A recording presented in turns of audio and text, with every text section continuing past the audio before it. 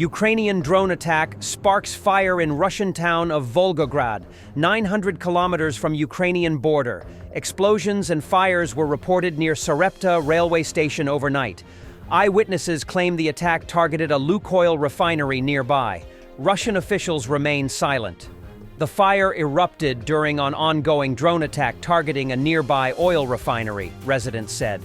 The fire is reportedly located near a Gazprom gas station and the Erupts railway station, several kilometers from the refinery, according to footage geolocated by Astra. Residents of Volgograd reported hearing several explosions and said drones were targeting the city. The Russian Defense Ministry said that 64 drones were shot down over Volgograd Oblast overnight. The Volgograd refinery, owned by Russian oil giant Lukoil, has been targeted in previous attacks, most recently in a drone strike on February 15th. Ukrainian drones also attacked the facility on January 31, according to the General Staff of Ukraine's armed forces. The refinery has been targeted multiple times throughout the full-scale war.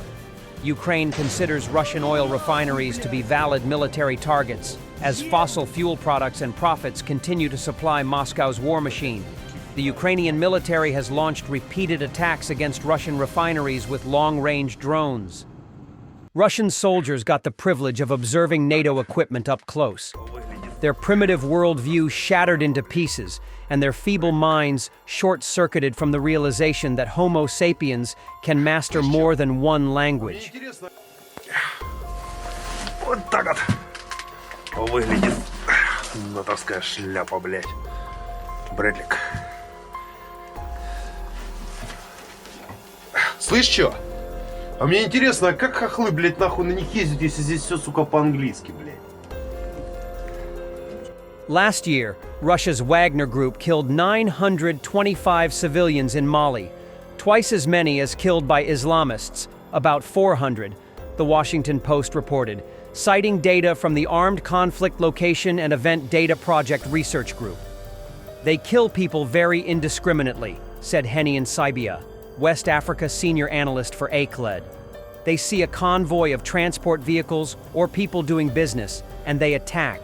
They kill men, women, and children. Then they loot the goods. WP also spoke to residents of the Mbera refugee camp in Mauritania's southeastern desert, where tens of thousands of Malian refugees arrive each year. People who left Mali after 2023 told WP that they were forced to flee not because of Islamists, but attacks by Mali's military and its allies, the Wagner group fighters. Interlocutors of the publication say that white masked men, together with the Malian military, searched villages in search of jihadists, looted local houses and businesses, and then burned them.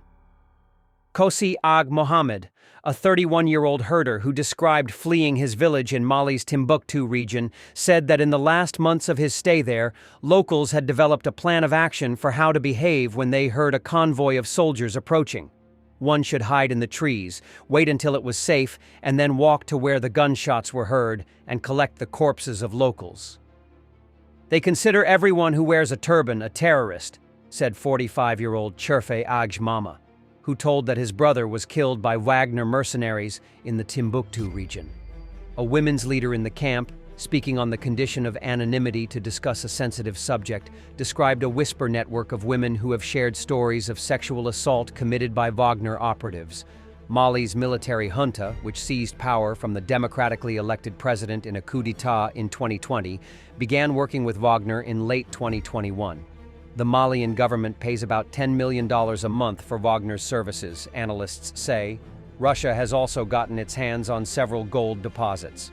Although Malian forces have made some gains since the arrival of the Russian mercenaries, now believed to number around 1,500, experts say military operations in areas beyond state control have been characterized by overwhelming brutality.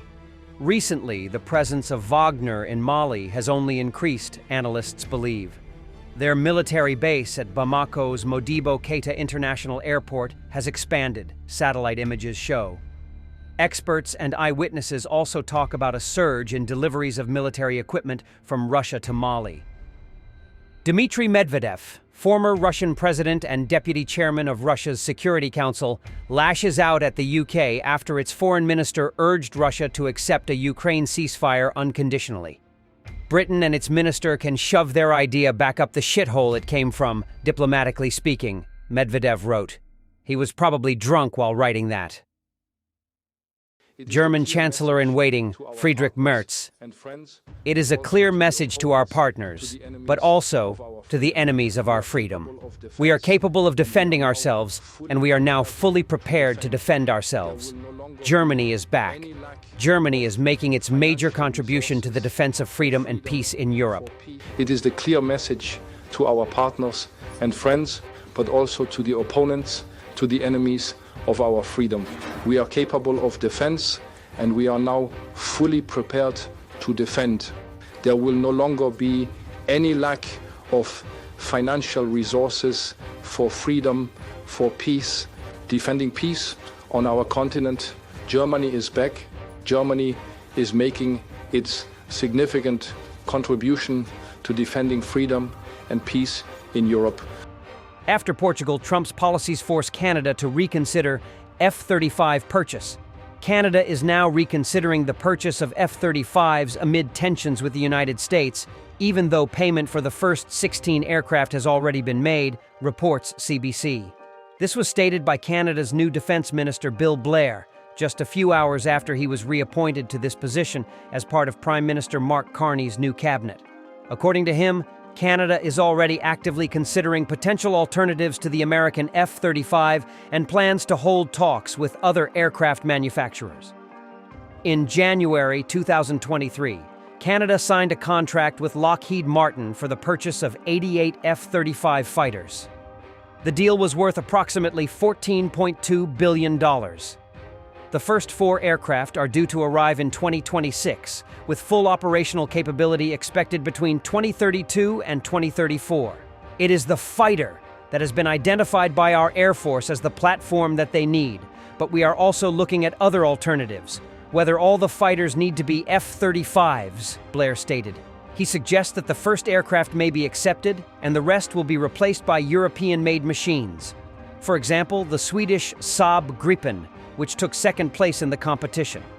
The Prime Minister asked me to go and study these issues as well as discuss them with other sources, in particular, where there may be opportunities to assemble these fighters in Canada, the Defense Minister said. However, as the publication notes, if Canada does not make a full purchase under the contract, some form of penalty is envisaged. It remains unclear how much the withdrawal from the contract will cost. Another factor is that Canadian aerospace companies are part of the fighter jet supply chain. This brought $1.3 billion to the country's economy between 1997 and 2021. Portugal's Defense Minister Nuno Melo recently stated that the country ruled out the purchase of F-35 fighter jets due to the unpredictability of U.S. policy and the current geopolitical situation. Thanks for watching, and don't forget to subscribe. Also, if you want to support Warthog Defense, please become our member and get early access to new videos, exclusive members-only videos, and become administrator in comments section. The membership link is in the description. Rescues every day. We had a guy last week, it's 6 rescues in 6 days. You know, he's doing the job every day.